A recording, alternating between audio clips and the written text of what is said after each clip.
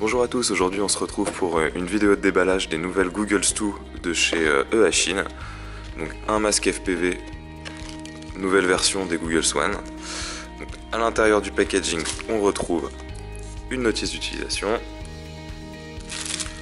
deux mousses de confort,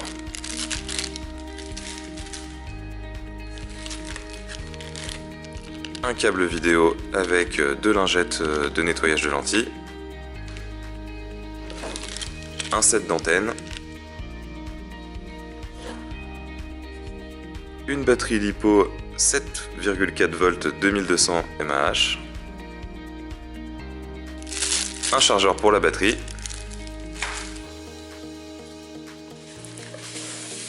le masque Eachine Google Stu et un câble HDMI. Donc première chose qu'on peut remarquer, c'est que les finitions de ce masque sont vraiment bien faites. Il est fabriqué dans une mousse EPP à la fois robuste et légère.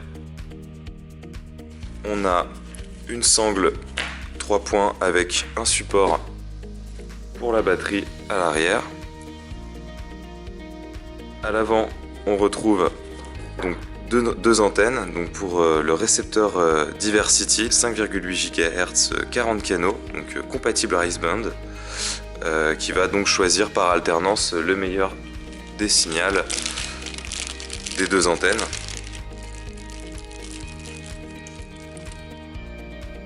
Au niveau des antennes, on retrouve une antenne patch, donc une antenne directionnelle qui sera plus sensible mais qui capte uniquement les ondes devant elle.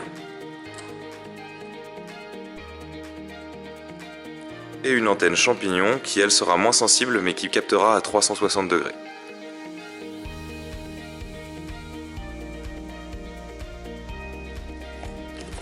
À l'intérieur du masque, on retrouve un écran de 5 pouces, donc de 12,7 cm de diagonale, un écran haute définition d'une résolution maximale de 1080p. Je ne sais pas si vous le voyez très bien à l'écran, mais on retrouve une habituelle lentille de Fresnel dont les stries sont si fines qu'elles ne détériorent absolument pas l'image, ce qui est assez sympathique. Au niveau des connectiques, on retrouve un bouton scan qui va sélectionner automatiquement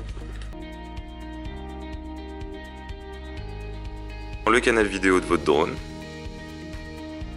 On peut remarquer en bas à gauche et en bas à droite de l'écran donc le voltage de la batterie et le canal utilisé par votre drone en affichage.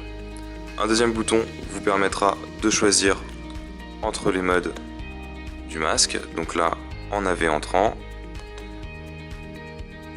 en HDMI et enfin en AV. Le troisième bouton vous permettra d'accéder au menu. Les boutons plus et moins vous permettront de naviguer dans les menus, ainsi que ajuster automatiquement le contraste quand vous êtes en mode AV et régler le son quand vous êtes en mode HDMI. Un son que vous pourrez récupérer grâce à la prise de jack 3,5 mm ici présente.